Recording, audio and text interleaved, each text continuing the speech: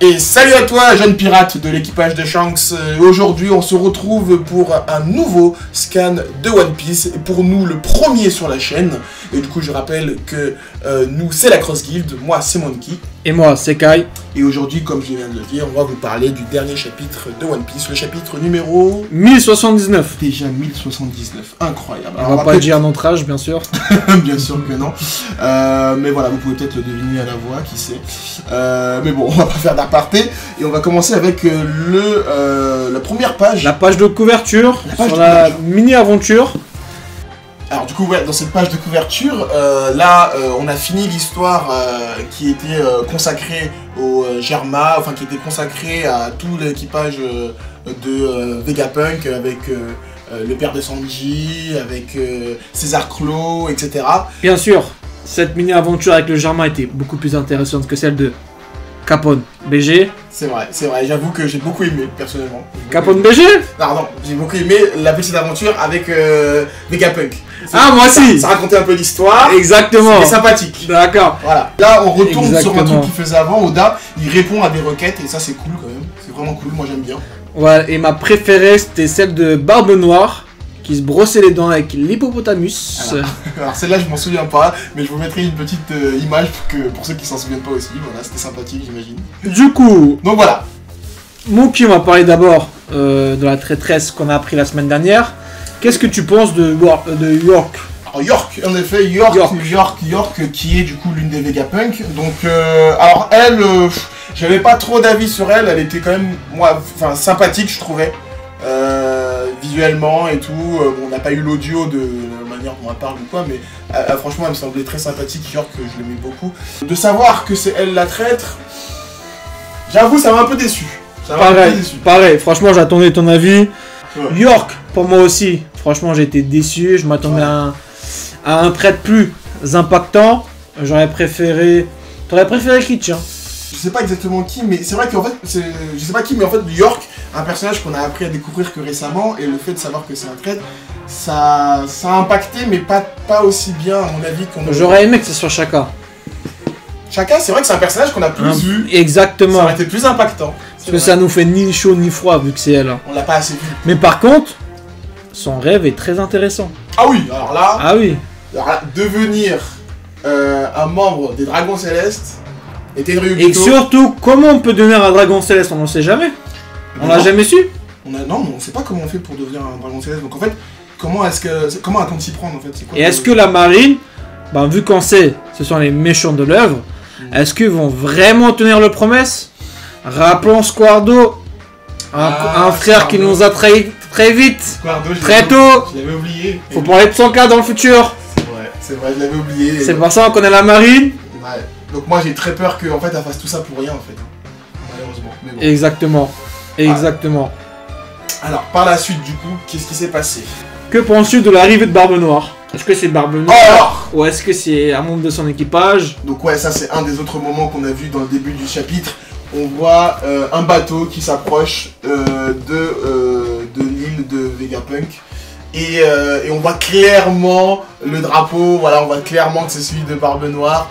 Est-ce que c'est vraiment lui? Parce qu'on se rappelle qu'il est occupé un petit peu ailleurs avec Trafalgar Law. Mais est-ce que c'est fait éradiquer aussi? Est-ce que tu vas le voir avec un room? Chambos? Je sais pas, franchement, j'ai toute foi en Law. Je rappelle, Law c'est un personnage que j'adore personnellement. J'ai pas envie de savoir qu'il est vaincu. Mais en face, il a Barbe Noire. Donc après le truc c'est, est-ce que Barbe Noire il peut être aussi, comment dire, imposant dans l'arc en fait, à deux endroits à la fois? D'habitude c'est un personnage qu'on voit très peu, que Oda il montre très peu, un peu comme Shanks et tout. Et là il le met avec l'eau, et là il le mettrait ici, enfin ça ferait beaucoup quoi. Je me dis c'est peut-être pas lui. Bon, on avait parlé un peu plus tard, mais on peut revenir sur Shanks un peu. Shanks l'attendait sur Wano Kuni. Et si c'était vraiment Barbe Noire qui a débarqué sur Egghead, tu sais pourquoi? Pourquoi? Parce que Morgan avait fait la une. Il a déclaré que Monkey D. Luffy était sur Egghead pour capturer Vegapunk. Et du coup, Barbe Noire l'aurait su et serait dirigé vers Egghead pour prendre son fruit. Mais oui, et du coup il aurait lu les articles de Morgan, c'est vrai, c'est vrai. Franchement, si c'est pas Barbe Noire, La seule personne que je peux voir débarquer avec ce drapeau-là, c'est Aokiji. Alors, Aokiji, du coup, Aokiji qui, on l'a vu hein, dans les petits suivis d'histoire avec, Exactement. avec l'équipage de Barbe Noire.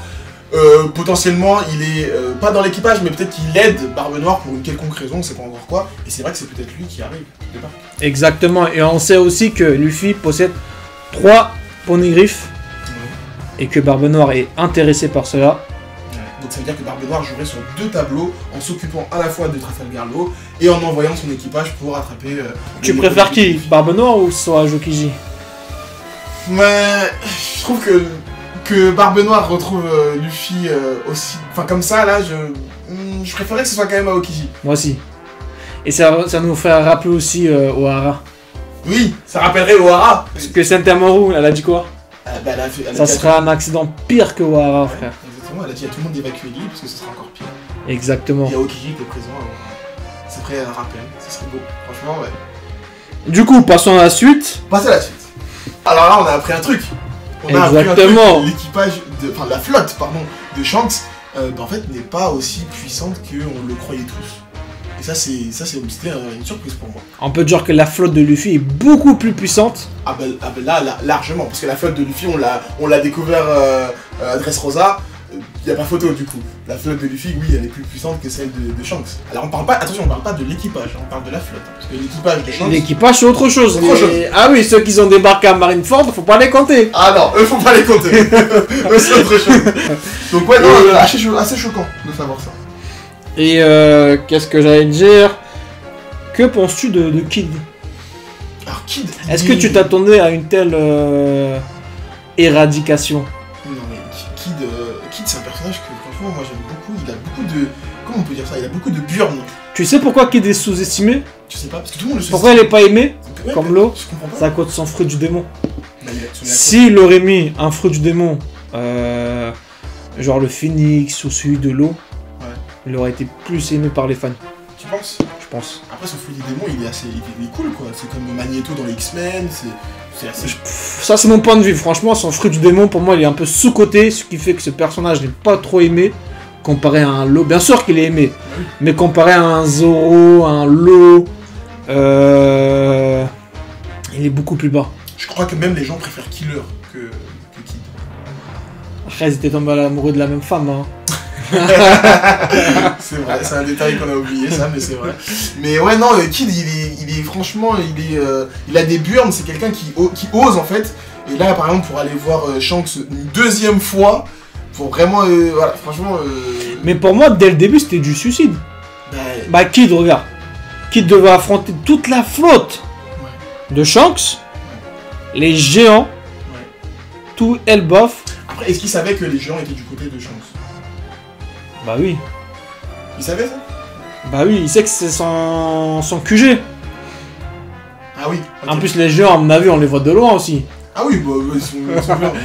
Mais ouais, non, c'est fou de savoir qu'il savait tout ça. Et Il savait quand ça, même il est venu- quand même venu. Après, je pense qu'il s'est senti pousser des ailes en sachant quand même qu'il a pu battre Big Mom, etc. Il s'est dit, c'est bon, je vais me prendre un nom de Yonko, y a pas de souci. Mais est-ce que Lyonko, il l'a pris tout seul à Wano Kuni? Non, il était aidé de Trafalgar Law, on s'en souvient. C'est vrai. Et il a essayé de le prendre tout seul ici, et le résultat m'a, je pense qu'on peut le dire, bouche. Kamusari! J'ai été bouche bée. Alors, cette technique, tu me l'as dit, j'étais pas au courant, cette technique qui est du coup. La première technique qu'on a vue de Golgi Roger. Exactement. Donc, moi, j'étais pas au courant. Alors, Goldie Roger, il a utilisé cette technique. On dit Roger. Sur. Goldie Roger. Il a utilisé cette technique sur Oden, et c'était une technique puissante, hein, vraiment puissante. Et là, le voir qu'il l'utilise, mais ça met out Killer et Kid, les deux. Et la moitié de son équipage, Et la moitié de l'équipage. qui tombe à terre. Alors, moi j'aimerais qu'on revienne sur un truc. Avant qu'il y ait l'attaque, Shanks, il est, comment dire, il est méticuleux. Il est préparé. Genre, il reçoit des informations sur Kid. Il y a ça, et il y a aussi le fait que Shanks voit l'avenir. Grâce au Shuraki. Et franchement, j'ai été très heureux de revoir l'acquis de l'observation C'était beau. remis en avant. Parce que depuis Katakuri, on souffle. J'avoue, il n'y a plus personne qui... Il y a juste Kaido qui l'a utilisé à un moment donné. Oui, c'est vrai. Mais après ça, t'as pas vu l'acquis de l'observation. Et je suis très content de l'avoir vu avec Shanks. Moi aussi, même Usopp qui était censé l'avoir, au final. Non, Usopp, c'est un autre cas. Usopp, On va en parler. Usopp, c'est un autre cas. C'est un autre cas. On en parlera de son cas, Usopp. Et par contre, il faut quand même mettre une mérite sur Kid. Ouais. Le futur que Shanks a vu, ça l'a beaucoup effrayé. C'est vrai. Il a eu des sueurs. C'est vrai. Il a même précisé qu'il vaut les 3 milliards. C'est vrai. C'est vrai. On peut Du pas coup, sous-estimer Kid. exactement. Shanks a dû se mettre sérieux dès le début. Et j'ai kiffé l'enchaînement du acquis de l'observation amélioré, plus l'acquis des rois amélioré. Mais la vraie question, tu sais c'est quoi, Monkey? C'est quoi, du coup?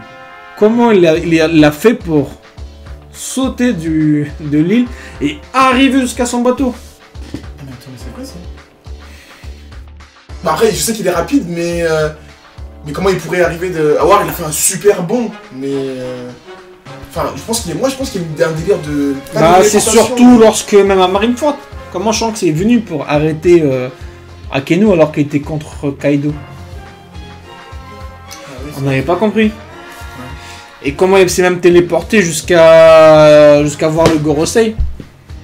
Ouais, je pense que... Bon, il y a toujours un mystère... Là, on voit un petit peu l'étendue du pouvoir de Shanks, mais il y a toujours un mystère qui est autour de lui sur certaines capacités.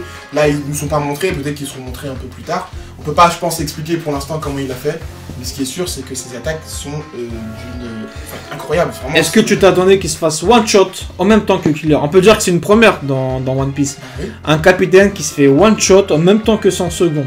3 milliards de berries. Moi, je m'attendais à ce que... Parce que Kid...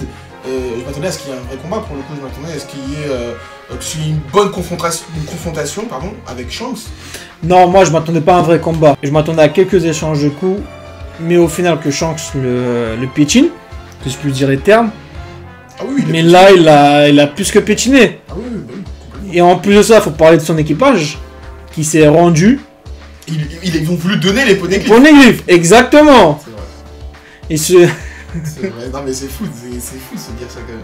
Mais franchement, je suis très content du personnage de Shanks. J'avais peur qu'on tombe sur un personnage gentil, grand frère, le grand frère de tous, l'aimé de tous. Il laisse la nouvelle génération aller chercher le One Piece.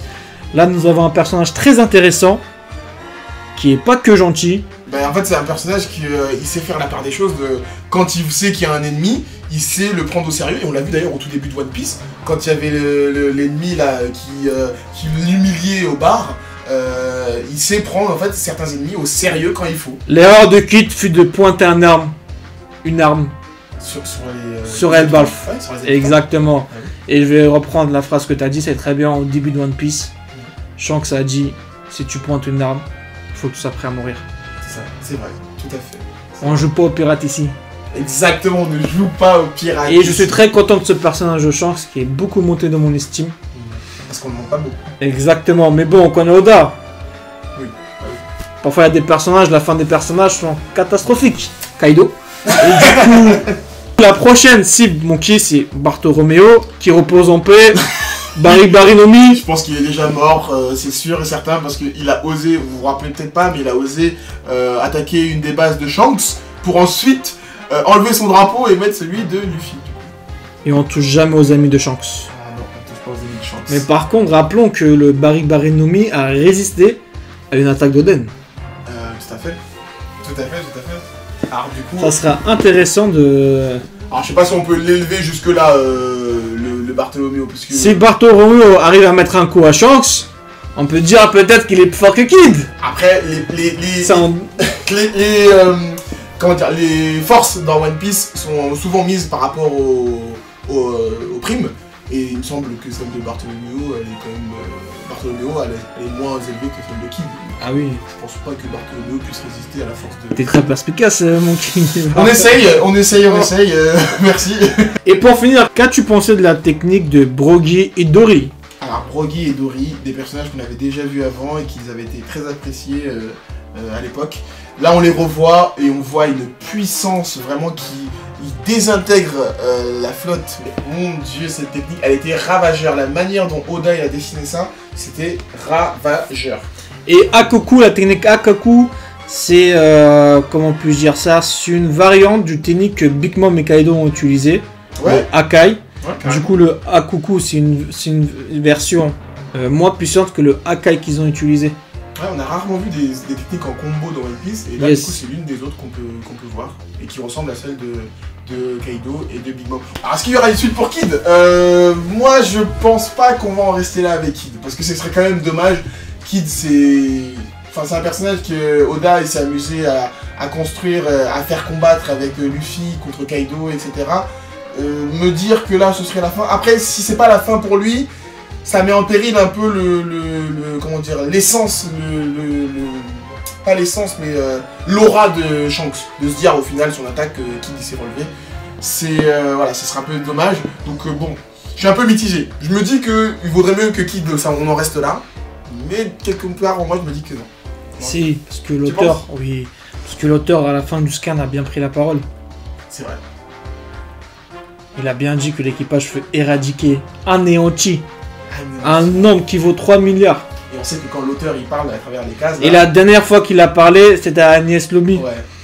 Quand il a dit que l'équipage de Luffy a totalement disparu. C'est vrai. Et quand l'auteur il parle, C'est fait quoi, vraiment c'est acté quoi. voilà. Est-ce que tu penses que la prison d'Elbaf est mieux que la prison d'Onigashima? Alors s'il doit encore s'échapper d'une prison là, le pauvre Kid, non je pense que il va faire que ça en fait là, la prison de Onigashima, prison d'Elbaf. D'ailleurs est-ce qu'il va vraiment finir en prison? On sait pas ce qui va arriver de Kid, donc mais là s'il va en prison à Elbaf, non là je pense que c'est vraiment prison. Du coup, ça sera tout pour nous. Est-ce que tu as quelque chose à rajouter? Alors, à part que c'était vraiment un excellent scan et que ça fait très longtemps que j'en avais pas vu, enfin très longtemps. Les autres scans avant, attention, ils étaient très très bien, mais là vraiment on surclasse, c'était Au trop début, on sous-estimait Egghead, mais finalement, ça devient l'un des meilleurs arcs de One Piece. cool. Ouais. Alors, Et je vais même dire les termes, aller plus loin. Il peut même surpasser Wano Kuni. Sur ce, je vous dis à très bientôt. on vous dit à très bientôt en effet, et on se reverra pour soit un prochain scan de One Piece, soit pour un petit débat ensemble qu'on fera sur n'importe quel manga. Ciao, ciao. Salut à tous, bisous.